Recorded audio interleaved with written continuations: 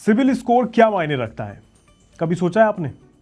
ये उनसे पूछिए जिसकी नौकरी सिविल स्कोर के कारण ही चली गई हो। बिल्कुल सही सुन रहे हैं आप, सिविल स्कोर के कारण नौकरी भी जा सकती है।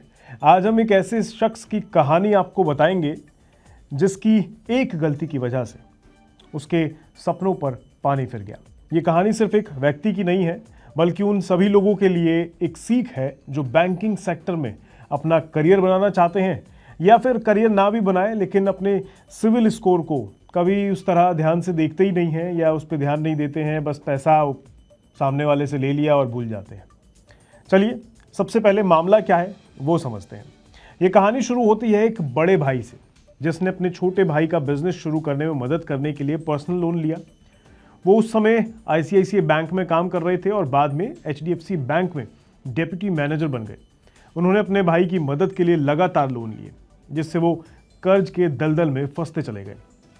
जब तक छोटे भाई का बिजनेस अच्छा चल रहा था तब तक ईएमआई भरने में कोई दिक्कत भी नहीं हुई, लेकिन एक दुर्घटना के बाद ऐसा समय आया जब बिजनेस ठप पड़ गया।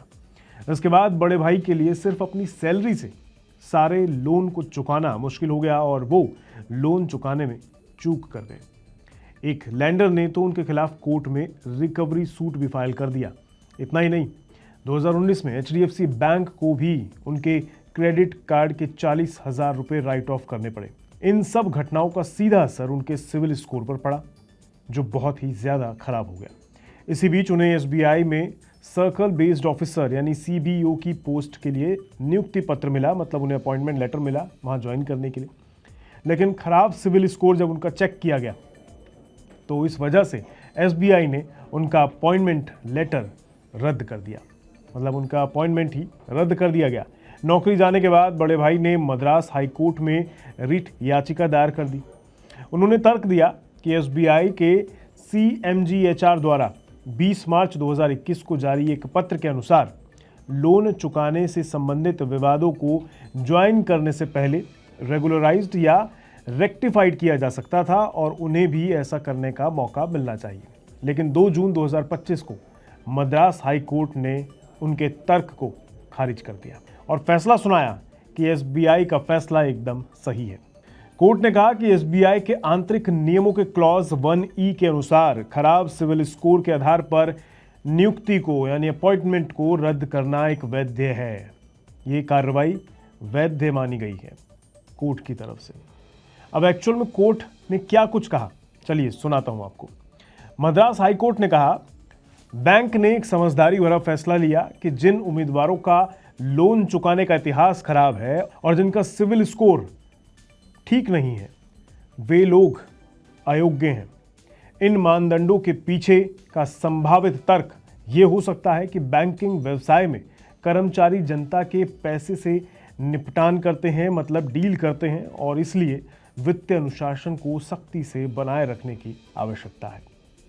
अब आपको बताते हैं कि आखिर इनकी सिविल रिपोर्ट कब और कहां बेकार हुई। जैसे उनकी सिविल रिपोर्ट जब सामने आई तो पता चला 1,30,000 का इन्होंने एक पर्सनल लोन लिया था, जो कि नवंबर 2018 से लेकर जुलाई 2019 के बीच इर्रेगुलर हो गया। बाद में इसे राइट ऑफ करना पड़ गया। रिकवरी के लिए उन पर मुकदमा भी दायर किया गया, लेकिन हल कोई नहीं निकला। 90,000 का एक और पर्सनल लोन इन्होंने लिया, जो दिसंबर 2018 से अप्रैल 2020 के बीच इर्रेगुलर रहा, मतलब यहाँ भी देनदारी नहीं की गई इनकी तरफ से। फिर 1.5 लाख का एक पर्सनल लोन इन्होंने लिया हुआ था, इस पर करीब 2,770 रुपये का बकाया था और इर्रेगुलरिटी यहाँ भी देखने को मिली। एचडीएफसी बैंक का क्रेडिट कार्ड जनवरी 2019 से अक्टूबर 2019 के बीच, इसमें भी इर्रेगुलरिटी देखी गई और बैंक को 40,000 रुपये का नुकसान झेलना पड़ा। एक और क्रेडिट कार्ड वाला मामला सामने आया जो मार्च 2019 से अप्रैल 2019 के बीच का है। 37 दिनों तक यहाँ पर इर्रेगुलरिटी देखने को मिली। तो मतलब एक नहीं कई मामले हैं जिसमें इन्होंने अपने लोन को ठीक से पे नहीं किया। एसबीआई के मुताबिक उनकी सिविल रिपोर्ट में 9 इर्रेगुलरिटी क्रेडिट सर्विसेज थी, लेकिन 2016 से 2021 के बीच उनके खिलाफ 50 से ज़्यादा क्रेडिट इंक्वायरी चल रही थी, जो फाइनेंशियल इंडिसिप्लिन का एक स्पष्ट संकेत देता है।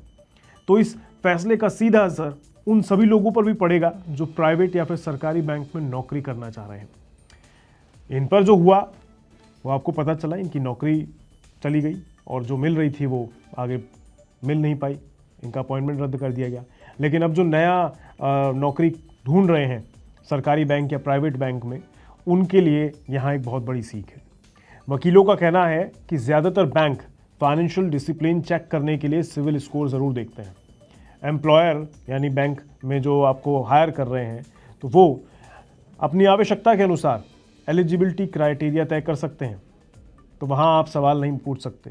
बैंकिंग सेक्टर में कर्मचारियों को जनता के पैसे से डील करना होता है, जैसा कि कोर्ट ने भी कहा, इसलिए फाइनेंशियल डिसिप्लिन बहुत ज़रूरी हो जाता है। ये फैसला निजी क्षेत्र के बैंकों पर भी लागू हो सकता है, जहां बैकग्राउंड वेरिफिकेशन करना एक आम बात होती है। तो ये कहानी हमें ये बताती है कि फाइनेंशियल डिसिप्लिन कितना ज़रूरी है। एक अच्छा सिविल स्कोर न केवल आपको लोन लेने में मदद करता है, बल्कि आपके करियर के अवसर को भी प्रभावित कर सकता है। अगर आप बैंकिंग सेक्टर में नौकरी पाना चाहते हैं तो अपने सिविल स्कोर को हमेशा अच्छा रखें और समय समय पर अपने लोन और क्रेडिट कार्ड बिल चुकाते रहिएगा। आज के लिए बस इतना ही रखते हैं, मुझे दीजिए इजाजत, नमस्कार। मनी9 लाया है मेंबरशिप प्रोग्राम मनी9 प्राइम। अब आपके दिमाग में कई सारे सवाल होंगे, मसलन आखिर क्या है ये मनी9 प्राइम, आपके लिए यानी दर्शकों के लिए इसके क्या फायदे हैं, और एक बड़ा सवाल ये कि मनी9 प्राइम से आखिर जुड़ना कैसे है।